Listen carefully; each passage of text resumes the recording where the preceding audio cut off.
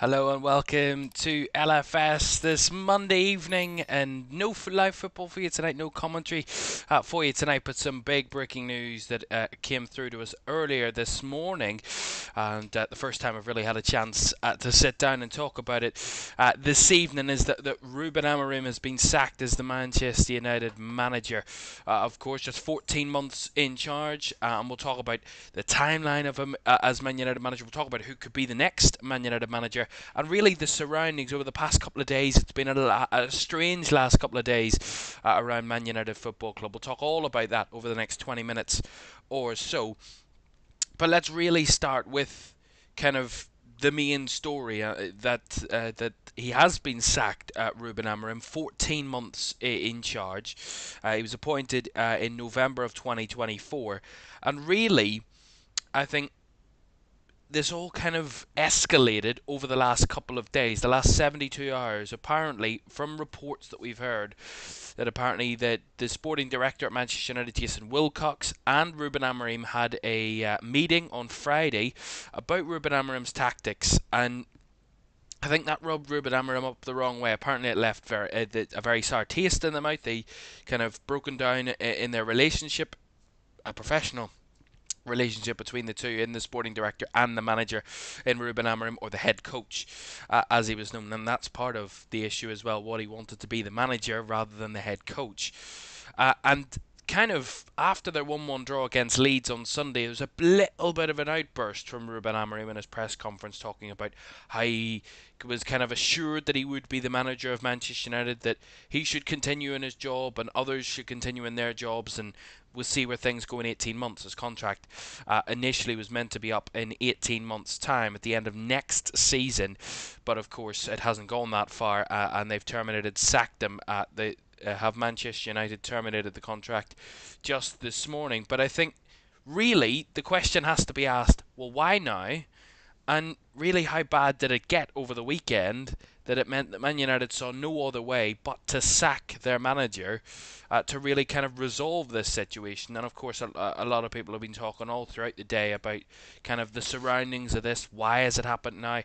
And kind of one, it's the most bizarre time to sack a manager, and the only reason you really would sack a manager right now is if there is an internal disagreement or a relationship that's broken beyond repair at the football club between the manager and a sporting director, or a manager and an owner, etc., etc. Like we saw with Nuno Espirito Santo at Nottingham Forest, a similar type of vibe where they had a conversation, they broke down the relationship, and he was gone within a few hours, never mind days, at Nottingham Forest. This kind of smells of the same type of thing, in that the breakdown between Ruben Amorim and the sporting director Jason Wilcox kind of saw that relationship sour over the weekend, and it really must have been that bad that Manchester United in the hierarchy thought, well, we can't keep him now, and it's not going to be resolvable.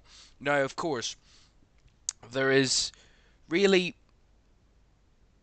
very little that it's been that will be left to question over the next couple of days. There's no doubt that this will continue to rumble on as days come on. And of course, Man United play tomorrow night, Wednesday night. They're away to Burnley on Wednesday night, and of course we will have all the Premier League coverage this midweek. So we will talk in more detail on Wednesday night about Darren Fletcher in charge, who will take interim charge of Manchester United until they find a new permanent manager.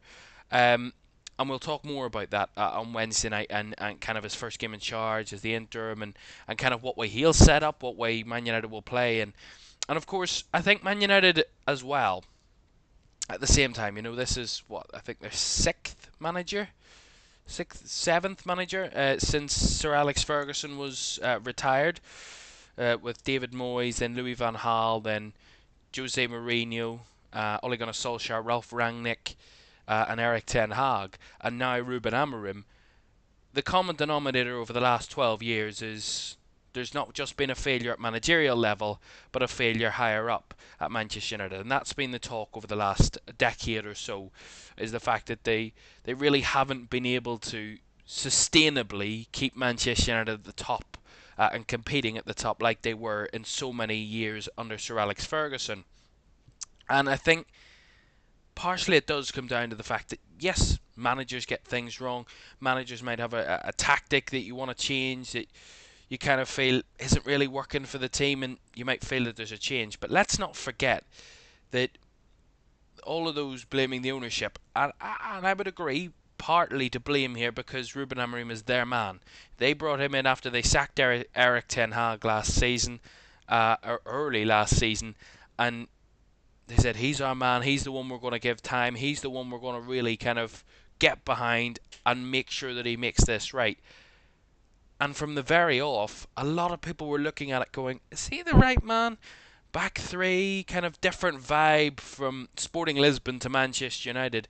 An inexperienced coach, a coach with a lot to learn, certainly not having dealt with English football before or at the highest echelons of European and world football in terms of Man United as a club known worldwide. Not certainly their performances as of recent haven't had them on that stage, but historically they are.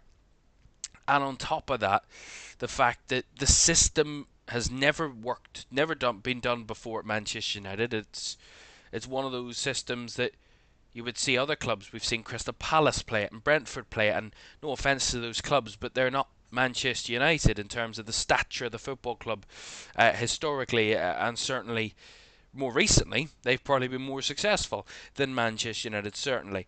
But I think that back three kind of caused a lot of uproar, and it's all really a lot of people talked about when Ruben Amorim first came in about how his system wasn't working, the players weren't suited for it, he didn't really have the right options, he was making really silly mistakes, and he was very stubborn in not changing his system or adjusting his system to kind of suit the players, and he was just kind of the stubbornness and that kind of narrow-mindedness of not wanting to change. Now, of course, stubbornness can be a great thing if used in the right context and used in the right way, in the fact that if, for example, Jurgen Klopp or Pep Guardiola, they stuck to their principles. You have your principles, but at the same time, you also have to adjust to the way the team is. And a lot of people criticised continuously Ruben Amorim for not adjusting at the right time to kind of suit the players and suit the way that Manchester United, the squad that Manchester United had. Now, of course, question marks were starting to arise all throughout last season, and really did they think that he was the right man for the job going into this season, of course, with the kind of torrid run of form that they went on towards the end of last season, and then that Europa League final lost, no European football, their lowest points tally, the lowest finishing position in Premier League history, finished 15th on 42 points last season, their lowest in both categories in Man United's Premier League history. And many we were even questioning in the summer whether they make a change and go completely fresh, new season, and back this manager. But then others were saying, well, they've done that with the last 5 or 6 managers, and it really hasn't worked either. So kind of Man United were caught between a rock and a hard place in that. Do we stick with him, give him the money, give him the chance, or do we go somewhere else and say, well, he hasn't proven himself in 68 months. We've done that before. It's never worked before. Why don't we just keep him and see what can happen? They did that with Eric Ten Hag the season prior. And funnily enough, in the end, the same outcome has come out of it in the fact that they backed Eric Ten Hag in the summer of 2024. Yes, have all your money. Yes, do what you want, and we'll back you for the next season. And he was gone by November. Similar thing has happened this season. Ruben Amorim, backed in the summer, given all the resources, said, yes, we're going to back you, and he's gone within 6 months. Now, of course, results can say that, but the results have actually been okay over the last few weeks. Now, people would argue that they probably could be better based on the results that they've had and the games they should have won. But nothing's perfect. No one's going to win every game. You're going to have games that aren't good enough, but overall, you have seen a progression, certainly in the last few weeks, with Ruben Amorim and his football.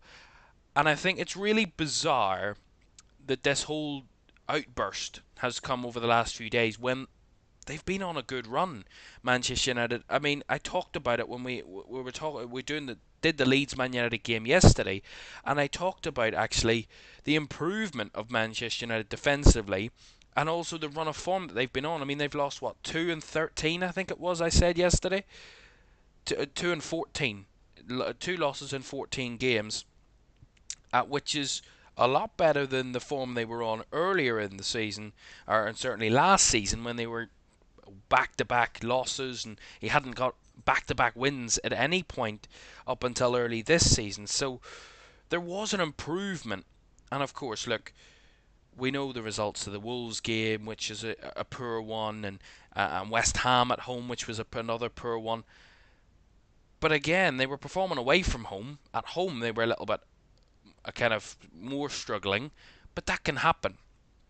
The point I make is, why on this run of form has he been sacked rather than on the run of form last season? And that's what I think is baffling a few people, is the fact that it's such a busy period of time in the season. January, the second half of the season, Christmas is just over.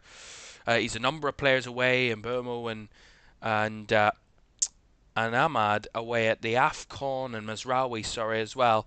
So there are a number of players missing there, while he's getting decent results, and also they're moving up the table. I mean, they sit 6th in the Premier League table, just 3 points off the top 4.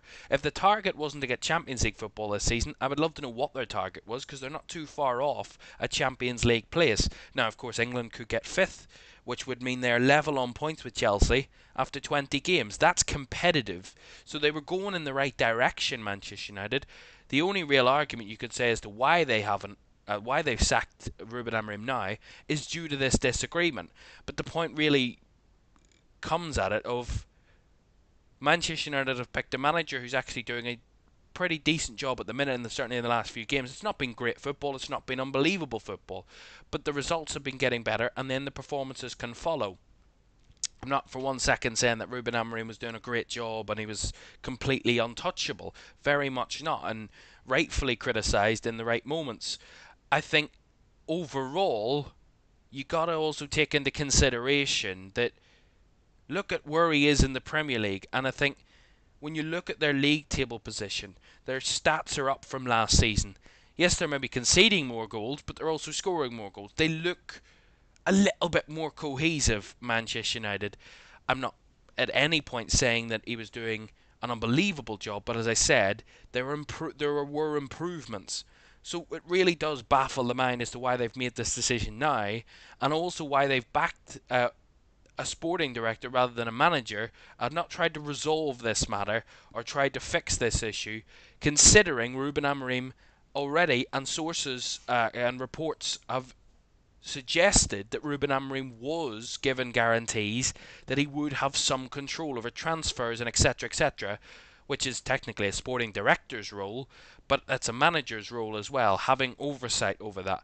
And really, I think Ruben Amorim's gripe was he was seen as a head coach rather than a manager, and he was given promises that he would have managerial type responsibilities at Manchester United, and his opinions maybe weren't falling on deaf ears. He wasn't really being heard, possibly. Could be the reason why he had such of an outburst on Sunday after that 1-1 draw against Leeds. And I think, really, at the end of things, it will now be on the ownership that will be criticised. So Jim Radcliffe was quoted earlier in the season, back in October, saying that Ruben Amorim's got 3 years. He's going to give him 3 years. He's given him 3 months, and he's gone. And I think that's going to speak kind of actions speak louder than words, is what I was trying to say. His actions of sacking the manager 3 months after saying that he would give him 3 years really doesn't bode well for Sir Jim Radcliffe and his popularity at the football club, which is already quite low considering the situation at Manchester United at the minute. And also the fact that the sporting director and the CEO and all of that aren't popular figures either at Manchester United, haven't been popular figures probably since the day now they were appointed at Manchester United. So there is already that issue at the club. Now trying to find a new manager for God knows how many times in the last number of years. And also uncertainty on the pitch, and the fact that, it was quite clear that Bruno Fernandes was ready to leave Manchester United. They were ready to sell him in the summer. They decided not to. He didn't want to leave. And in the end, it turned out that Ruben Amorim was probably one of the key reasons why he wanted to stay at the football club. What happens with him now? Of course, he's out injured at the moment, but does that affect his decision to want to stay? That puts the club in limbo. Their best player possibly wanting maybe to move out or to finish the season at the club and move on elsewhere. There's a lot of kind of nuances to this little situation that turned into a big, massive row over the weekend and has now turned into a real chasm at Manchester United. It just seems Like when things are just starting to sew up a little bit and they're starting to heal from those wounds that they've had over the last number of years, that they just go and slice themselves open again and give them more problems and make more issues rather than trying to fix things. It just really seems like no matter what, Manchester United are immune to actually resolving issues rather than creating more problems at the minute. And the arguments that the fans are having of and the points they're making, it's the ownership and the bad management. You know, all this talk that Sir Jim Radcliffe had in that interview, the same interview that he said he would give Ruben Amorim 3 years, he also said that there was this future plan and all of these things, and there was the whole stadium announcement, if you remember back in that time. The fans are now going to rightfully question, was all that PR, was all that rubbish? Because Sir Jim Radcliffe's word is as good as the dogs on the street. It's not a good hold-up word because he barefaced lied 3 months ago that he would give the manager 3 years, and then he hasn't. Now, of course, you could say results are dependent upon that if you're on a torrid run, but as I said, they're competitive and going for Champions League football right now, Manchester United. It's probably not the best football in the world, but let's be honest. Is anybody in and around Man United playing their best football right now? Liverpool are not there. Chelsea are not there. The Chelsea have got rid of their manager as well in the last few weeks. So there are issues there as well. No football club in the Premier League is probably, other than Arsenal, having everything going their way at the minute. That's that's football, that's life, that can happen. It's why Man United have made this decision now, and I really don't know. But look, not for 1 second am I saying that Ruben Amorim was the right man. That's not my job. My job is to just analyse the situation, talk about the situation, have a conversation with you about the situation. It's not to make that decision. We criticise, we talk about it, we discuss it. But was it the right decision? In my opinion, I don't understand why they've made this decision now. You know, Manchester United, 2 days out from their next game with Burnley, they've got an FA Cup tie this weekend, and then they've got the derby, a visit to Arsenal to come. Did they think, oh, we could get the new manager bounce and we get a good few results, scrape through this, and then we'll see how we come out the other end? The next time that Man United have a significant break between their games is not until the next international break, which is not till March. Now, they could say, well, it was too late to wait to March, because if you wait to March, you may as well wait to the end of the season, and we didn't want to do that. But it just, to me, is a little bit bizarre that this has all come about over the last 72 hours, and it seems like, to me, it's hard for me to believe that this just brewed under for 3 days and then it was done. Because apparently other reports have suggested that the decision to sack Ruben Amorim was made before the Leeds game on Saturday.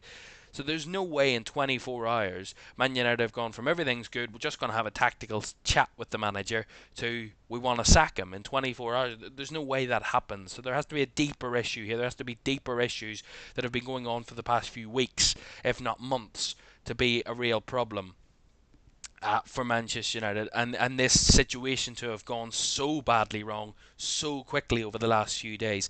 We know there have been question marks over Ruben Amorim for the last number of months. We know that his job has been in question, and rightfully so in moments, especially some of the results this season.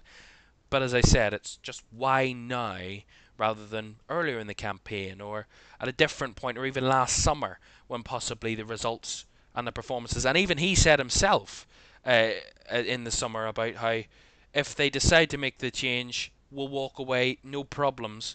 I didn't perform well enough this season. He admitted that last summer. The question marks are, why did Manchester United make this decision now rather than at a more prominent and a more probably reasonable time, which was probably earlier in the season or even last summer. But let's have a look at Ruben Amorim's kind of tenure as Man United boss. It was 14 months long. He was appointed in November of 2024. His first win came on the 15th of December of that year, a 4-0 home win against Everton. But of course, key moments in his tenure: he lost the Europa League final to Spurs 1-0 in Bilbao on the 21st of May. He finished on their worst league points tally in the Premier League era, 15th place, has 11 wins to 9 draws and 18 defeats from their 38 games last season, and a 42 point points tally, which is incredibly low.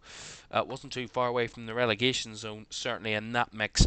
And of course, in earlier this season, the most kind of high-profile defeat in Ruben Amorim's probably career, but certainly at Manchester United, was being knocked out of the League Cup in the second round by League Two Grimsby on penalties. Of course, that was all the way back in late August. But in terms of his overall tenure in charge, he managed 63 matches for Manchester United, which he won 24, drew 18 and lost 21, and a win percentage of 38.1%.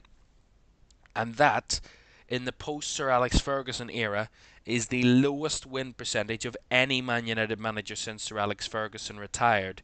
So David Moyes, Louis van Gaal, Jose Mourinho, Eric Ten Hag, Ralph Rangnick, etc., etc., Ole Gunnar Solskjaer, etc., etc., he is finished after 63 matches on the lowest win percentage of any Manchester United manager since Sir Alex Ferguson retired 12 years ago, which is a major, major issue.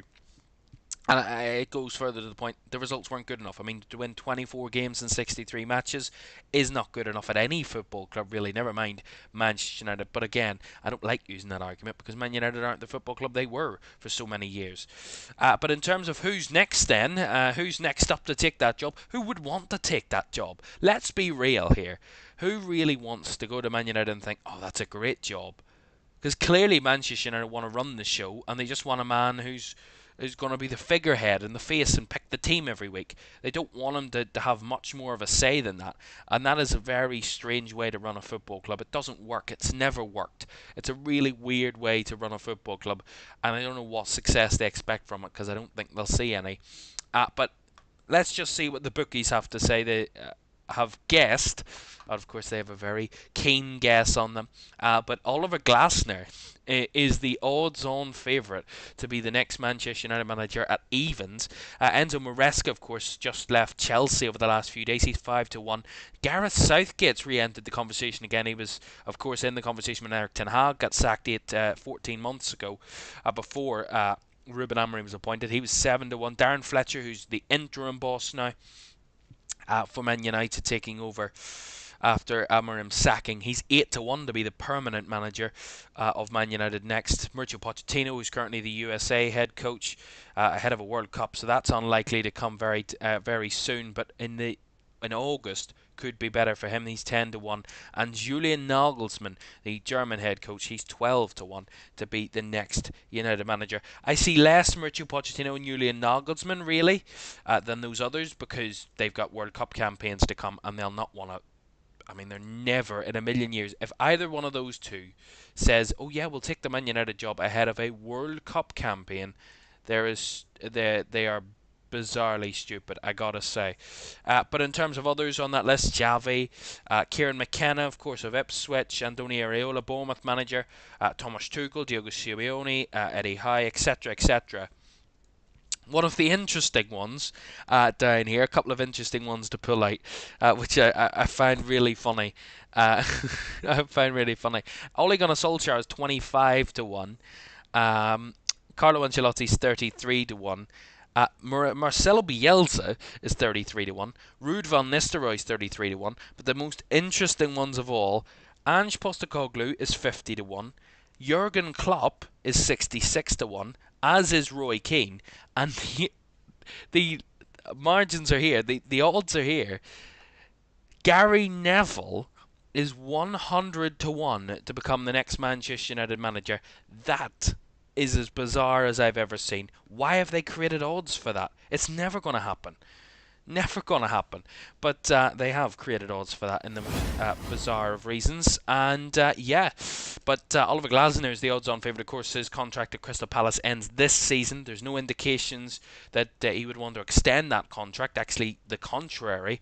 They're expecting him to leave in the summer, Oliver Glasner, at Crystal Palace. So we'll see how that turns out. But he could be the next permanent manager, whether they agree that he'll join in the summer and then leave it up to Darren Fletcher to deal with for the rest of the season. We'll see. But certainly a crazy day, and there's a lot more to come. I expect a lot more to come over the next few days and weeks of this storyline, because it is not going to go away anytime soon until the new manager is appointed. But even then, who knows if that's the right decision to make, whoever that may be at whatever point. Certainly at the moment, there's continued uncertainty, continued confusion over what the future of Manchester United will be. And right now, no Ruben Amorim, question marks over Bruno Fernandes, and who's going to be their next manager. I'm sure we'll find out very soon, but we'll talk more about this on Wednesday night. A reminder for you that we have more Premier League football to come this midweek. We watch West Ham taking on Nottingham Forest, two sides at the bottom of the table, in the bottom four. Two teams battling down there. West Ham start the evening in the bottom three. They will end the evening in the bottom three, but they could close the gap to Forest, which is 4 points going into that game tomorrow night at the London Stadium. But that is it from this little news update. It's great to be chatting with you and enjoying this with you. Ruben Amorim being sacked as the Man United manager. Who's going to take over the fantastic job of Man United next? We'll find out very soon. Thanks for watching. Bye-bye.